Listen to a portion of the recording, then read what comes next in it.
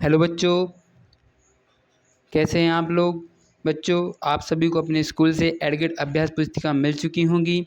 जैसा कि आप सभी को दिख रहा होगा कि मैं आज इस वीडियो में समाज विज्ञान कक्षा 8वीं की अभ्यास पुस्तिका के हल लेकर आया हूं। तो सबसे पहले मैं आप सभी को एक थोड़ी सी जानकारी दे देता हूं कि जो यह अभ्यास पुस्तिका है यह 2024-25 की अभ्यास पुस्तिका है और ये नई अभ्यास पुस्तिका है, ये पुरानी अभ्यास पुस्तिका नहीं है। आप कंफ्यूज मत होइएगा इस चीज़ में।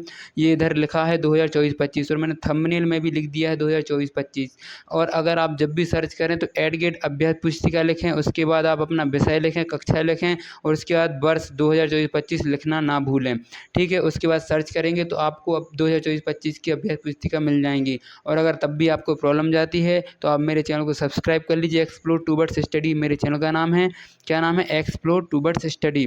तो मेरा चैनल आ जाएगा, वहाँ पर मैंने सभी विषयों के हल, सभी विषयों के, सभी कक्षाओं के एडगेट अभ्यास पुस्तिका के हल अपलोड कर दिए हैं और जो अपलोड नहीं हुए हैं वह धीरे धीरे अपलोड हो जाएंगे। तो आप चैनल को सब्सक्राइब अवश्य कर लीजिए। तो देखिए, चलिए देखते हैं इस वीडियो में। सबसे पहले यहाँ पर मैं आपको आज ये चैप्टर करवाने जा रहा हूँ। तो ये आपके पहले इतिहास है, तो पहले इतिहास के 8 चैप्टर हैं।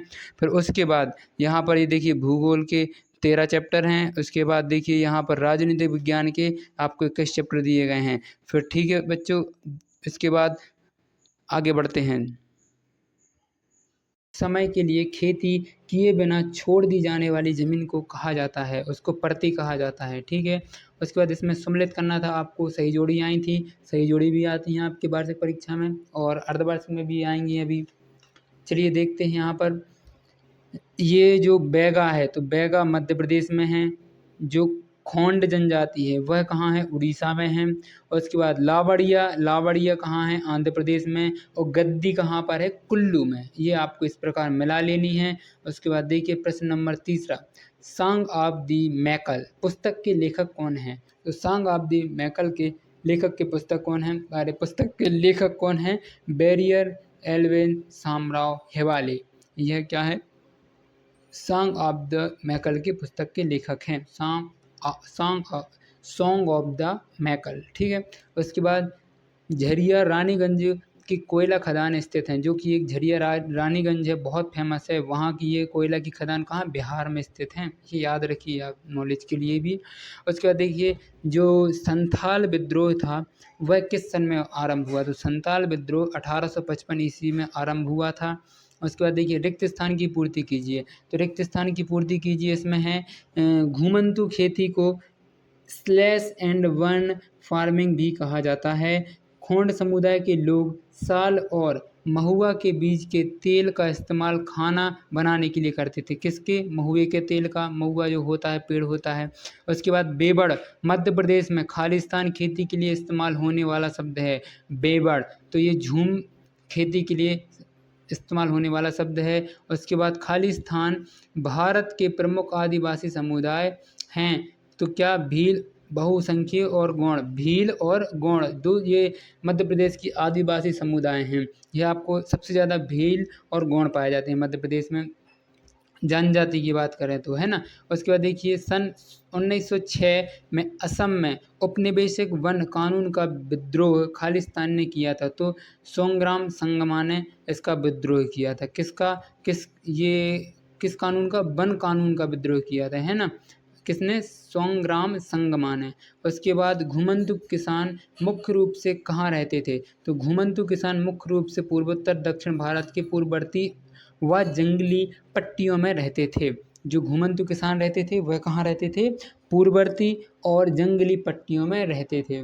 उसके बाद आदिवासी समुदाय समूह अपना जीवन यापन किस प्रकार करते थे? तो जो आदिवासी समूह रहते थे वह अपना जीवन यापन किस प्रकार करते थे? तो जो आदिवासी समूह अपना जीवन यापन खेती, शिकार, संग्रहण व वन उत्पादों को इकट्ठा करके कुछ जानवरों जैसे गाय, भैंस, बकरियां पाल कर करते थे।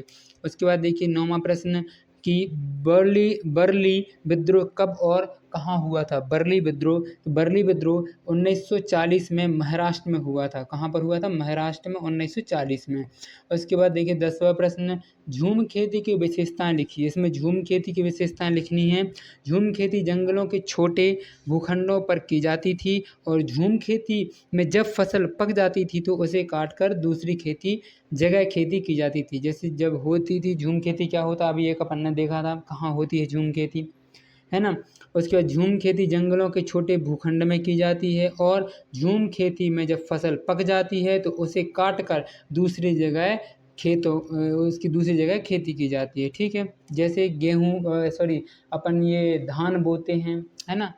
फिर उसके बाद दूसरी जगह अपन उसको रोप देते हैं, तो वो झूम खेती में आती है। उसके बाद देखिए आदिवासी महाजनों और व्यापारियों को अपनी मुसीबतों पर ज़िम्मेदार क्यों माना जाता है? तो आदिवासी महाजनों को ज़्यादा ब्याज दरों पर कर्ज देने के कारण या व्यापारियों के द्वारा भारी कीमतों पर चीज़ें बेचने के कारण उन्हें मुसीबतों का ज़िम्मेदार माना जाता था। ठीक है? उसके बाद देखिए 12वां प्रश्न, जनजातीय समूह ने बिरसा का समर्थन क्यों किया? तो बिरसा आंदोलन में उपनिवेश सरकार को ऐसे कानून करने के लिए मजबूर किया जिसके जरिए दीकू लोग आदिवासी की ज़मीन पर आसानी से कब्जा कर सकें। और बिरसा मुंडा हैं, तो ये बिरसा आंदोलन ने यह बता दिया कि आदिवासी अन्याय का विरोध करने में सक्षम है। किसान आंदोलन में प्रशासनिक सुविधा को और भी बेहतर बनाया।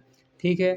उसके बाद देखिए 13वां प्रश्न हमसे पूछा है यहाँ पर कि वन कानूनों का आदिवासी समूहों के जीवन पर क्या प्रभाव पड़ा? जो वन कानून था उससे आदिवासी समूह पर क्या प्रभाव पड़ा? क्योंकि जो आदिवासी समूह थे वो वन पर पूरे डिपेंड रहते थे, वन ही में रहते थे, वहीं खाते थे, फल सब्जी जो भी रहते तो वहीं उगाते थे, तो उन पर क्या प्रभाव पड़ा? तो आदिवासी समुदायों का जीवन सीधे वनों से जुड़ा था, इसलिए अंग्रेजों द्वारा वन कानून में बदलाव का आदिवासी जीवन पर काफ़ी प्रभाव पड़ा और अंग्रेजों ने सभी वनों पर अपना नियंत्रण बना लिया और घोषणा की कि वह वन राज्य में संपत्ति है, वन की संपत्ति है, वन राज्य की।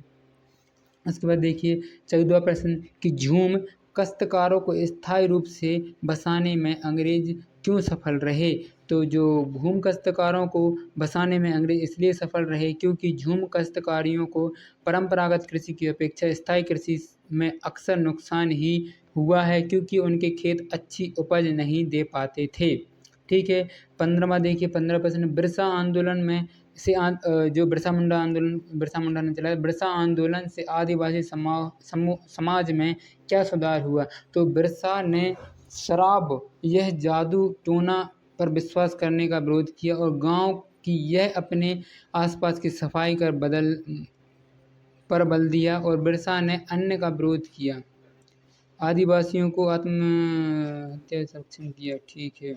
उसके बाद देखिए बिरसा आंदोलन के महत्वपूर्ण परिणाम क्या थे? तो बिरसा आंदोलन ने औपनिवेशिक सरकार को ऐसे कानून करने के लिए मजबूर किया जिससे जारी दीकू लोग आदिवासियों की ज़मीन पर आसानी से कब्जा कर सकें और बिरसा आंदोलन ने यह बता दिया कि आदिवासी अन्याय का विरोध करने में सक्षम हैं, है ना? कि वो भी क्या कर सकते हैं? विरोध कर सकते हैं। उसके बाद इस आंदोलन से प्रशासनिक सुविधाओं को और भी बेहतर बनाया गया। ठीक है? उसके बाद देखिए हमारे पास यहाँ पर एक मानचित्र दिया गया है, इसमें हमें यह बताना है कि बैगा, गोंड, संथाल, मुंडा, खासी, भील ये जनजातियाँ कहाँ पाई जाती हैं? आदिवासी जनजाति ये देखिए सबसे ज़्यादा भील यहाँ, गोंड यहाँ, बैगा यहाँ, संथाली और मुंडा ये उड़ीसा में और यहाँ पर पाई जाती हैं। इस प्रकार आपको ये मैप में प्रदर्शित करना था।